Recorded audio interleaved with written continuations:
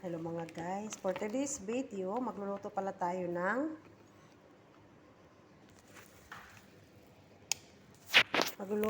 ng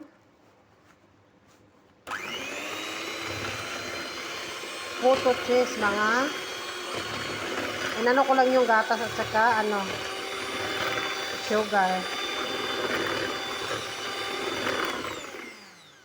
Nagpapakulo na tayo ng mainit na tubig,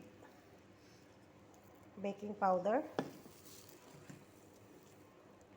8 cheese, at ang ating all-purpose cream. At saka gumamit tayo ng milk. Ito guys, ito na yung mixture natin. So, iano lang natin siya para mawala yung bukol-bukol ng ating